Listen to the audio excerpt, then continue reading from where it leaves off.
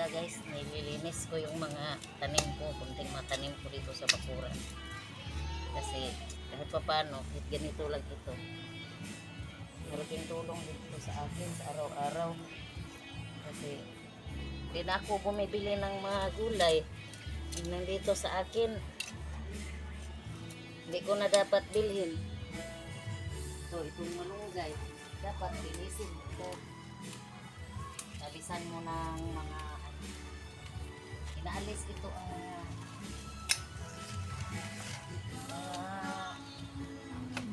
dilaw na dahon niya para palaging bago kahit hindi mo siya mapitasan, manatiling bago yung mga dahon niya kasi palaging inaalisan ng mga dilaw. Kasi pag hindi mo ito alisin ang mga dilaw-dilaw niya, masisira yung malunggay niya. Hindi na maganda ang mga dahon niya. So, ilaalis ito. Kailangan alisin ito.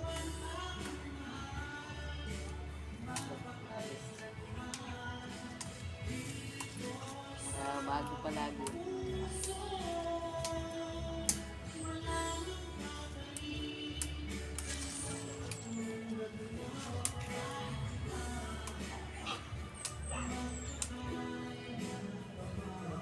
Bago yung dahon.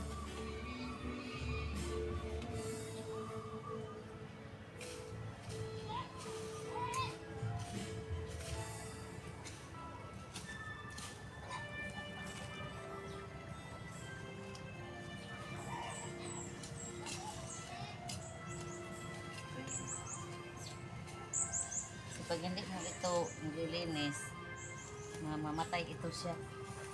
Hindi ka na makaharvest.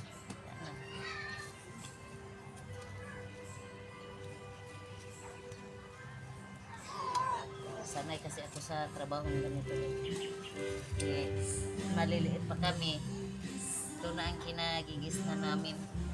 Tumutulong kami sa magulang namin sa pagbukid. Di katulad sa mga bagong henerasyon ngayon. Gadget lang ang alam nila. Cellphone, TikTok, o kung ano-ano, mga games dyan sa cellphone. Kami sa kabataan namin noon, di kami pwedeng kumain pag hindi pa kami nakapag kapag ano ba ito tawag sa Tagalog nito, kapag nang mga sagbot ba nakapag linis sa bakuran. Ito mga damo, hindi pa kami nakapagtanim, hindi pa kami nakapag ng alaga, mga alaga namin, pinapakain namin mga kanding, baboy. Pag wala kaming gawa, kapag igib ng tubig, pag wala kaming ginawa, hindi kami pakainin. Kasi lumaki daw kami na walang silbi, walang matulong. Kaya ito, nagpasalamat ko rin. Natuto akong magtrabaho ng magtabas, magtanim.